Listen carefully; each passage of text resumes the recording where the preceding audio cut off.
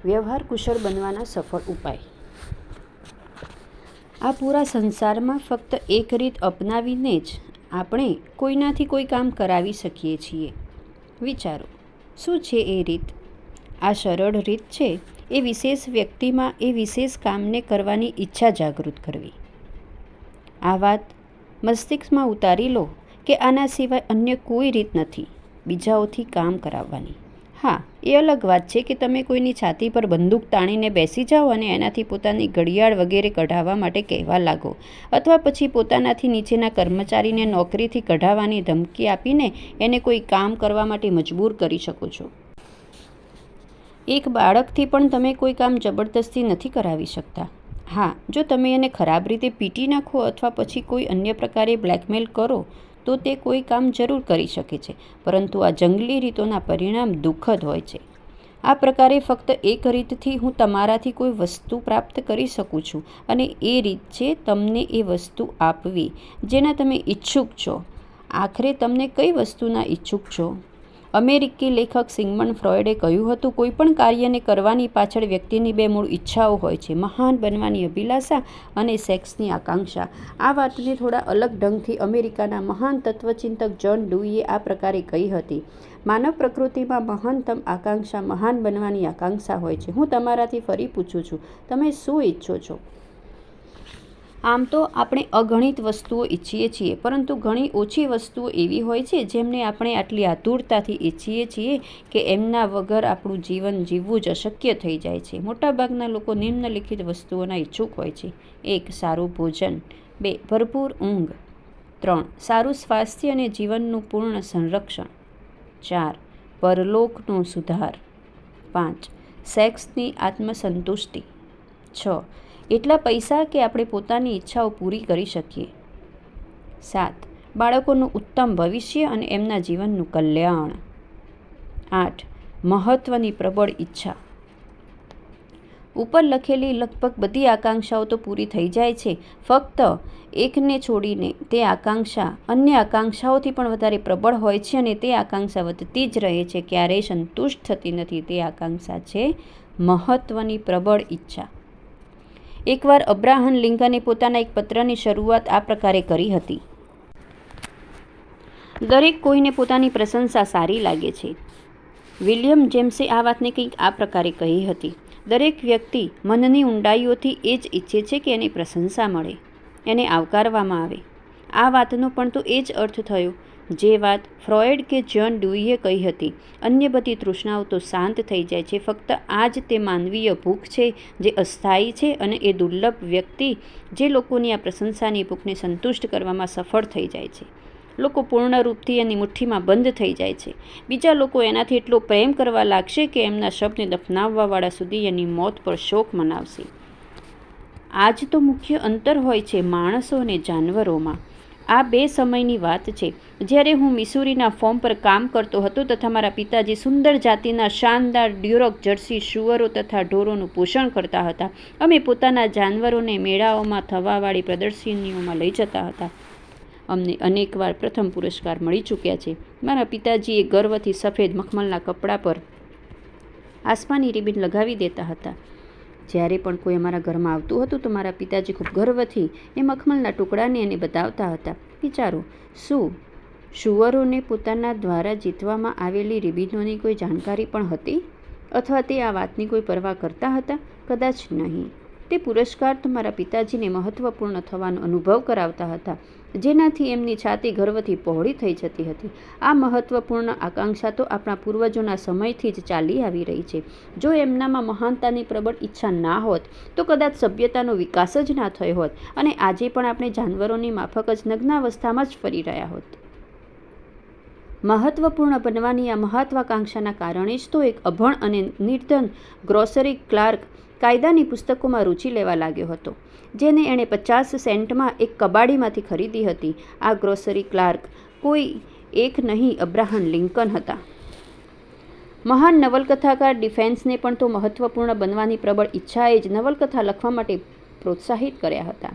આ જ આકાંક્ષાને કારણે સર ક્રિસ્ટોફર રેને પથ્થરોમાં સિમ્ફની લખી દીધી હતી. આ જ અભિલાષાના તળિયે દબાઈને જ તો રોકફેલરે કરોડો ડોલર જમા કરી લીધા હતા અને ક્યારેય પણ એમને ખર્ચ કર્યા નહોતા. આ જ હાર્દિક ઈચ્છાના કારણે જ તો તમારા શહેરોનો સૌથી અમીર પરિવાર એક એવું ઘર બનાવડાવવા માટે રાત દિવસ ઘાંચીના બળદની જેમ કામ કરે છે, જેવું કે પૂરા શહેરમાં કોઈનું ના હોય. એ અલગ વાત છે કે એમને આટલા મોટા ઘરની જરૂર પણ નથી હોતી. મહત્વપૂર્ણ થવાની આ જ આકાંક્ષા તો આપસમાં નવા ફેશનના કપડાં પહેરાવે છે, નવા મોડલની કાર ખરીદાવે છે અને આ જ આકાંક્ષા તમારાથી પોતાના બાળકોની ચતુરાઈના જૂઠા કિસ્સા કહેવડાવે છે. પરંતુ આ આકાંક્ષા ત્યારે ખતરનાક સાબિત થઈ જાય છે જ્યારે કેટલાક છોકરા છોકરીઓ ગેંગમાં સામેલ થઈને અપરાધ કરવા લાગે છે. ન્યૂયોર્કના ભૂતપૂર્વ પોલીસ કમિશનર E.P. મલરૂનીએ એકવાર રહસ્યોદ્ઘાટન કર્યું હતું કે દરેક યુવા અપરાધી પણ અહમથી ભરેલો હોય છે. તે પણ ઈચ્છે છે કે તે સમાચારોમાં આવે અને આ જ ઈચ્છાના ફળીભૂત થઈને તે ધરપકડ થયા બાદ સૌથી પહેલાં એ અખબારો ઉપર દ્રષ્ટિ નાખે છે, જેમણે એને રાતોરાત હીરો બનાવી દીધો છે. સજાને લઈને તે નિશ્ચિત રહે છે. તે તો એ જ વાતને વિચારીને ખુશ થતા રહે છે કે એમની તસવીર કોઈ પ્રસિદ્ધ ખેલાડી, ફિલ્મ તથા ટીવી સ્ટાર્સ કે કોઈ મોટા રાજનેતાની જેમ છપાયેલી છે. તો તમે મને બતાવી દો કે કઈ વાતથી તમે ખુદને મહત્વપૂર્ણ સમજો છો અને પછી હું તમને બતાવી દઈશ કે તમે શું છો. આ વાતથી તો તમારા ચરિત્રનું નિર્ધારણ થાય છે. આ જ તો સૌથી મહત્વપૂર્ણ વાત છે. તમે જ્હોન ડી રોકફેલરનું ઉદાહરણ લઈ શકો છો. ડી જ્હોનને ચીનના પીકિંગ શહેરમાં એક હોસ્પિટલનું નિર્માણ કરાવવા માટે કરોડો ડોલરનું દાન આપવામાં જ મહત્વપૂર્ણ થવાની અનુભૂતિ થતી હતી, એવા અગણિત ગરીબ લોકોના સારા માટે જેમને એમણે પહેલાં ક્યારેય જોયા ન હતા. બીજી તરફ ડિલિન્જર નામના લૂંટારાને બેંકમાં લૂંટ કરવા તથા હત્યારો બનવામાં જ મહાનતાની અનુભૂતિ થતી હતી. એકવાર જ્યારે FBI એજન્ટે તેને શોધી લીધો તો એણે ખૂબ ગર્વથી કહ્યું, હા, હું જ ડિલિન્જર છું. તે તો ખુદ દેશનો સૌથી કુખ્યાત અપરાધી થવા પર જ ગર્વ અનુભવ કરતો હતો. એણે આથી તો કહ્યું હતું, હું જ ડિલિન્જર છું. હા, આ સમયે હું તમને કોઈ નુકસાન નહીં પહોંચાડું. તો રોકફેલર તથા ડિલિન્જર બંને જ તો મહત્વપૂર્ણ બનવા ઈચ્છતા હતા. અંતર ફક્ત એની વિચારસરણીનું હતું. આપણને ઇતિહાસમાં અગણિત ઉદાહરણ મળી જશે કે કયા પ્રકારે પ્રસિદ્ધ લોકોએ મહત્વપૂર્ણ થવાની પોતાની અભિલાષાને અભિવ્યક્ત કરી હતી. જ્યોર્જ વોશિંગ્ટન ઈચ્છતા હતા કે બધા એમને his mightiness the president of united સ્ટેટ્સના નામથી બોલાવે. કોલમ્બસ ઈચ્છતા હતા કે લોકો તેમને admiral of the ocean, adviser roy of India કહે. કેથરીન મહાન તો એ પત્રોને હાથ પણ લગાવતી નહોતી જેમના પર હર ઇમ્પિરિયલ મેજેસ્ટી ના લખ્યું હોય. મિસિસ લિંકન તો વ્હાઇટ હાઉસમાં મિસિસ ગ્રાન્ટ પર ખૂબ જ જોરથી દહાડતી હતી, તારી આટલી હિંમત કે તું મારી આજ્ઞા વગર મારી સામે બેસી જાય. સન 1928માં આપણા દેશના રહીશોએ એડમિર બર્ડના એન્ટાર્કટિકા અભિયાન માટે એ શરત પર ધન આપ્યું હતું કે બર્ફીલા પર્વતોની શ્રેણીઓમાં એમના નામ પર નામ રાખવામાં આવે. મહાન લેખક શેક્સપિયર પણ પોતાના પરિવાર માટે કોટ ઓફ આર્મ્સ પ્રાપ્ત કરીને પોતાના નામને વધારેથી પણ વધારે મહત્વપૂર્ણ બનાવવા ઈચ્છતા હતા. મહાન લેખક વિક્ટર હ્યુગોની હાર્દિક ઈચ્છા હતી કે પેરિસ શહેરનું નામકરણ તેના નામ પર કરવામાં આવે. પોતાની તરફ લોકોનું ધ્યાન આકર્ષિત કરવા માટે તથા એમની સહાનુભૂતિ મેળવવા માટે કેટલી વાર તો લોકો બીમાર સુદ્ધા થવાનું બહાનું બનાવી નાખે છે. આ વાતનું સૌથી જ્વલંત ઉદાહરણ શ્રીમતી મેકિલે છે. એમને તો મહત્વપૂર્ણ થવાની અનુભૂતિ ત્યારે થતી હતી જ્યારે એમના પતિ એટલે અમેરિકાના રાષ્ટ્રપતિ પોતાનો બધો કામ ધંધો છોડીને એમને પોતાની બાહોમાં લઈને બેઠા રહેતા હતા તથા એમને શાંત કરતા રહેતા હતા. તેઓ પોતાના પતિને લઈને એટલી વ્યાકુળ રહેતી હતી કે દાંતોના ડૉક્ટરની પાસે પણ તેઓ એમની જ સાથે જતી હતી. એકવાર જ્યારે એમના પતિ એવું ના કરી શક્યા તો એમણે પૂરું ઘર માથા પર ઉઠાવી લીધું હતું. એવી જ એક સ્વસ્થ તથા પ્રતિભાશાળી મહિલાના વિષયમાં મને લેખિકા મેરી રોબર્ટ્સ રાઇનહાર્ટે પણ બતાવ્યું હતું કે ખુદને મહત્વપૂર્ણ થવાનો અનુભવ કરવા માટે એમણે પથારી પકડી લીધી હતી. મિસિસ રાઇનહાર્ટે મને બતાવ્યું હતું કે આ મહિલાને કોઈ વિકટ પરિસ્થિતિનો સામનો કરવો પડી ગયો હતો. કદાચ એને પોતાના આગામી જીવનમાં એકલાપણું નજરે પડી રહ્યું હતું તથા જીવનમાં કોઈ સપનું, કોઈ આશા ન હતી. 10 વર્ષ સુધી એની વૃદ્ધ માતા પથારી પર પડી બેટીની સેવા શુશ્રૂષા કરતી રહી. એને પથારી પર બેઠા બેઠા ખાવાનું આપતી હતી, આખો દિવસ સેવામાં લાગી રહેતી હતી.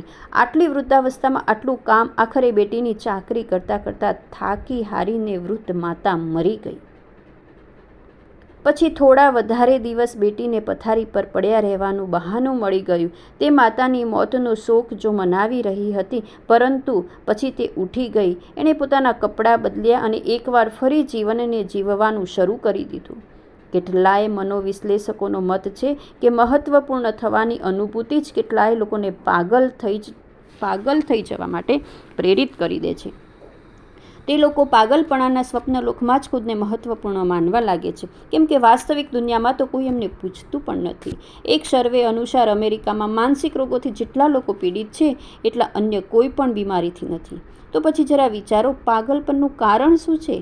આ પ્રશ્નનો સાચો ઉત્તર તો કોઈની પાસે નથી, પરંતુ એ તો નિશ્ચિત છે કે કેટલીક બીમારીઓ જેમ કે સિફિલિસ મસ્તિષ્કની કોશિકાઓને નષ્ટ કરી દે છે તથા એનું પરિણામ પાગલપન હોય છે. લગભગ અડધા માનસિક રોગોની પાછળ શારીરિક કારણોને જવાબદાર સમજવામાં આવે છે, જેમ કે નશીલા કે ઝેરી પદાર્થ તેમજ દુર્ઘટનાઓ, પરંતુ અડધા પાગલપનના શિકાર હોવાની મસ્તિષ્કની કોશિકાઓમાં કોઈ શારીરિક બાધા નથી હોતી. પોસ્ટમોર્ટમ પરીક્ષણોમાં જ્યારે મૃત લોકોના મસ્તિષ્કના ઊતકોને માઇક્રોસ્કોપથી જોવામાં આવ્યા તો એટલા જ અસ્વસ્થ દેખાઈ રહ્યા હતા જેટલા કે કોઈ સામાન્ય માણસના. તો પછી આ પાગલપણાનો શિકાર કેમ થાય છે? હું આ સવાલનો ઉત્તર જાણવા માટે ખૂબ ઉત્સુક હતો. આથી હું એક એવા મનોચિકિત્સકની પાસે ગયો જેને અનેક પુરસ્કાર અને સન્માન મળી ચૂક્યા હતા, પરંતુ એણે પણ સ્પષ્ટતાપૂર્વક કહી દીધું કે તે શું કોઈ પણ એ નથી જાણતું કે લોકો પાગલ કેમ થઈ જાય છે.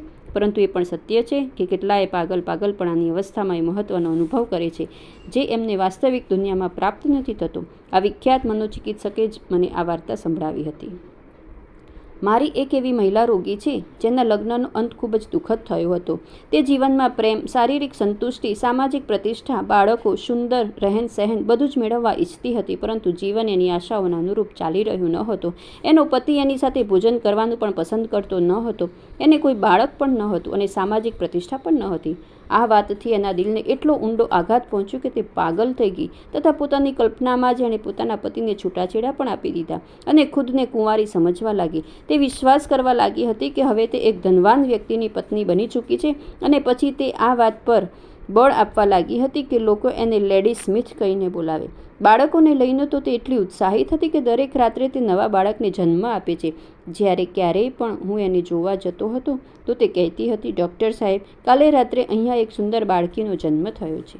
જરા વિચારો, એના સ્વપ્નોનો મહેલ તો વાસ્તવિકતાના તોફાનોને સહન કરી શક્યો ન હતો, પરંતુ એના પાગલપણાના કાલ્પનિક મહેલના બધા સપના સત્ય થઈ રહ્યા હતા. તો પછી આ વાત સુખદ છે કે દુઃખદ? મને નથી ખબર. આમ તો એ ડૉક્ટરે એ પણ બતાવ્યું કે જો મારી અંદર એટલી તાકાત હોત કે હું એની સમજવા વિચારવાની શક્તિ પાછી આપી શકું, તો પણ હું એવું બિલકુલ ના કરતો, કેમ કે જેટલી ખુશ તે આજે પોતાની પાગલપણાની અવસ્થામાં છે એટલી ખુશ તે પહેલાં ક્યારેય પણ ન હતી. તો પછી જ્યારે કોઈ મહત્ત્વની ભાવનાને આટલું મહત્ત્વ આપે છે કે તે એના માટે ખરેખર પાગલ પણ થઈ શકે છે, તો તમે વિચારો કે હું અને તમે પોતાની આસપાસના લોકોને સાચી કે પછી ખોટી જ પ્રશંસા આપીને કેટલા મહાન ચમત્કાર કરી શકીએ છીએ, અને શું તે પ્રાપ્ત નથી કરી શકતા? આ વાત એ સમયની છે જ્યારે ઇન્કમ ટેક્સ ન હતો તથા $50 સાપ્તાહિક કમાવાવાળો વ્યક્તિ ખૂબ અમીર સમજવામાં આવતો હતો. ચાર્લ્સ શ્વાબ અમેરિકી વેપારના એ પ્રથમ લોકોમાંથી એક હતા જેમનો પગાર $10 લાખ વાર્ષિકથી વધારે હતો.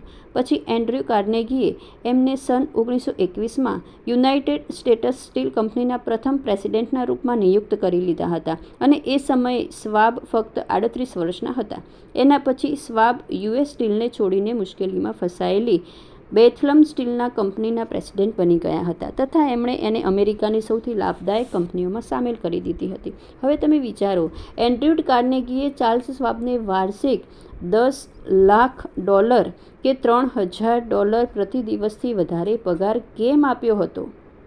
યસ, વાર્ષિક $10 લાખ કે $3000 પ્રતિ દિવસથી વધારે પગાર કેમ આપ્યો હતો? શું આથી કે શ્વાબનું મસ્તિષ્ક ખૂબ જ તેજ હતું, કે પછી આથી કે તેઓ સ્ટીલ ઉદ્યોગના સૌથી મોટા દિગ્ગજ હતા? પરંતુ એવું બિલકુલ પણ ન હતું. ખુદ ચાર્લ્સ શ્વાબનો મત હતો કે એમના નીચે કામ કરવાવાળા કેટલાય કર્મચારી સ્ટીલ બનાવવા વિશે એમનાથી વધારે જાણકારી રાખતા હતા. શ્વાબ કહે છે કે એમને આટલો વધારે પગાર મળવાનું સૌથી મોટું કારણ હતું કે તેઓ લોકોની સાથે વ્યવહાર કરવાની કળામાં પારંગત હતા. એમણે પોતાની આ વ્યવહાર કુશળતાનું રહસ્ય મને બતાવ્યું.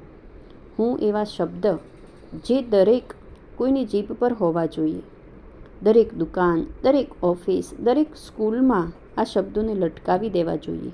એવા શબ્દ જે બાળકોને જીભ પર યાદ હોવા જોઈએ, એના બદલે કે એ લેટિન ગ્રામર કે બ્રાઝિલની વાર્ષિક વર્ષાની માત્રાને કંઠસ્થ કરવાના, જે ક્યારેય એમના જીવનમાં કામ નહીં આવે, પરંતુ આ શબ્દ હંમેશા જ તમારા જીવનમાં કામ આવશે.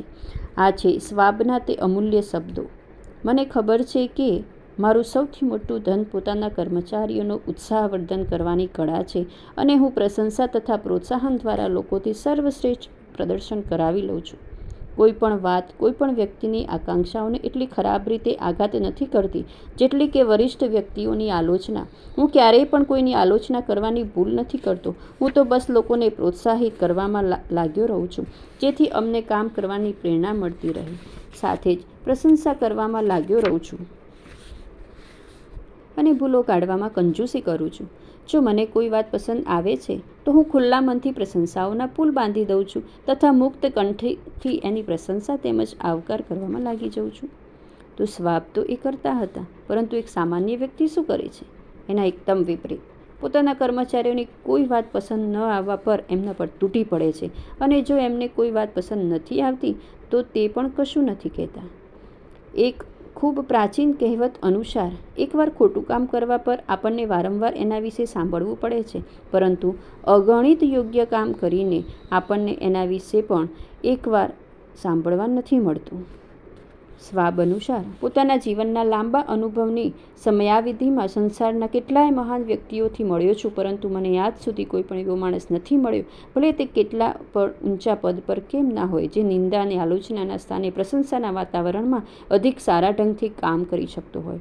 આ જ તો છે એન્ડ્રુ કાર્નેગીની સફળતાનું રહસ્ય હતું. કાર્નેગી હંમેશા જ પોતાના સહયોગીઓની સાર્વજનિક રીતે અને એકલામાં પણ ખૂબ પ્રશંસા કર્યા કરતા હતા.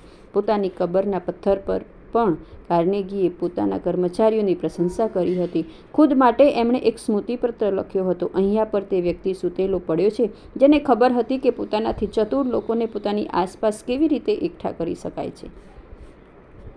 આ સાચી પ્રશંસાને કારણે જ તો જ્હોન રોકફેલર આટલી સફળતા પ્રાપ્ત કરી શક્યા હતા. એકવાર એમના સહયોગી એડવર્ડ ટી બેડફોર્ડના કારણે દક્ષિણ અમેરિકાના એક કોન્ટ્રાક્ટમાં એમની કંપનીને 40% નુકસાન થયું હતું અને એના માટે રોકફેલર એમની આલોચના કરી શક્યા હતા, પરંતુ તેઓ જાણતા હતા કે બેડફોર્ડે પોતાની તરફથી તો પૂરો પ્રયત્ન કર્યો હતો અને આમ છતાં નુકસાન તો હવે થઈ જ ચૂક્યું હતું.